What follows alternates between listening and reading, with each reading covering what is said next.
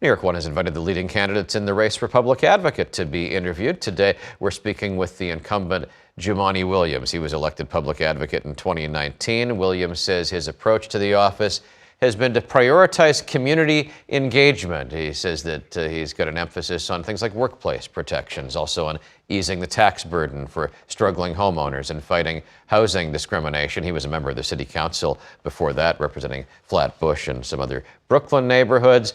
Jumaane Williams with us now on a re-election push. Good morning. Good morning. Good morning. You have this job. You like this job. You want to keep doing this job. I guess that sums it up pretty well.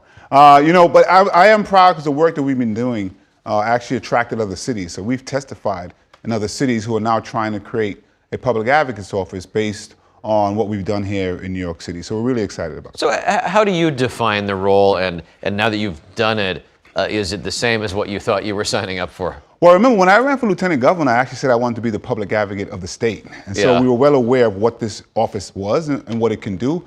And we've tried to use the powers to the best of our abilities on behalf of New York City.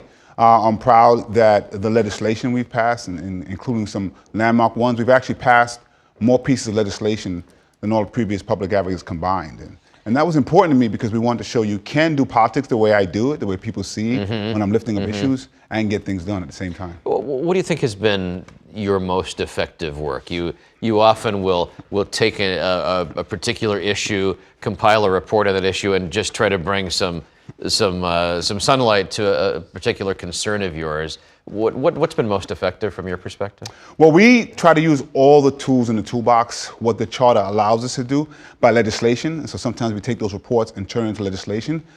We also use something that's not in the charter, which is bringing public attention. And so I try to use my history as an activist, as a community organizer, to get on the streets to raise an issue. We write a report if we can, or get legislation done. And we've done that in a number of areas, including rezonings, including on Black maternal health. But there's a lot of work left to be done on the issues I've been fighting for a long time. This office and the controller's office have both been used by candidates who actually want to achieve a higher office. It gives you a citywide profile in a way that being a council member doesn't. Do you have ambitions beyond the public advocate's office? Well, I think people know me for now know me that I'm probably refreshingly honest. And so when I'm trying to do something, I'll just tell you that I'm trying to do it. Okay. And when I was running for lieutenant governor, when I entertained running for governor, folks didn't believe me when I said, I'm not just trying to become the mayor. And so you can see now the time period has passed. I'm still running for reelection. I'm honest about what I'm trying to do and why I'm trying to do it. And right now, New York City residents are concerned from the White House to City Hall, and they should have someone there that has their back. There was a time in the fall as the mayor was under indictment that it seemed like there was a chance that he could either resign or be removed from office, and you, under the city charter, would have become mayor. That seems to have faded, obviously, with the way the Trump administration handled his case. Well, I think the quickest we can get away from the Adams administration is the better for New York City. And by the way, if you can't say that right now, this is probably not the job for you. But we are in a space, unfortunately, where we have a deputy president and not the mayor that we actually need, and you need someone who can call that out. But, we have to be prepared because of charter if something happens. But I said then, I said now, my main concern is being the best public advocate. We're prepared for every eventuality. We had your opponent, Jennifer Rajkumar, on the program yesterday. I have a clip from that interview. She made a number of allegations about your performance in the office. Here's some of what she said yesterday. Right now, we don't have a public advocate. We have a public absentee. And I am somebody who everyone knows is in all 5 boroughs of this city, on the ground with the people. I have a phone that I always answer, and that's what the people deserve. What do you think she's getting at there when she calls you the public absentee? Well, it was cute, but I think even most people disagree with me. Not being president is usually not one of the things they say.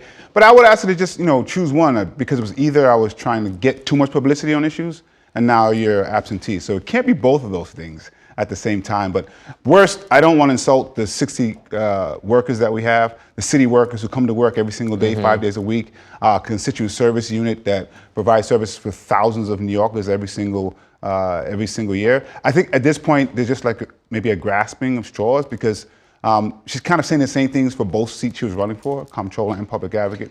She has a fundraising advantage over you. Is that a reflection of a desire for change among the public? Oh, she doesn't really. What happened was she had brought over her money when she ran for comptroller, so she reached matching funds because she was in a more heated race quicker. We now have matching funds once our race became a little bit more competitive.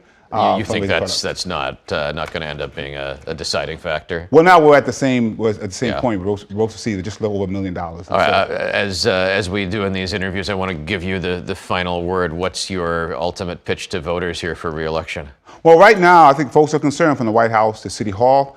We have the best intersection of activism and actually getting things done legislatively. And that's what we need at this moment in time. We're so happy we've gotten most of the council members and elected officials who've endorsed most of the unions and a cross-section of organizations from the most mainstream to reform. So we're excited that folks agree about the work that we've been doing. And will Trump politics define this term? Well, I think most folks are concerned about affordability and public safety. And those are two things that we've been pushing for such a long time. I think folks are worried about Donald Trump, Deputy President Eric Adams. They also should be concerned about Andrew Cuomo, but that's probably for another segment. Probably. Jumaane Williams, thank you for coming in this morning. Thank you.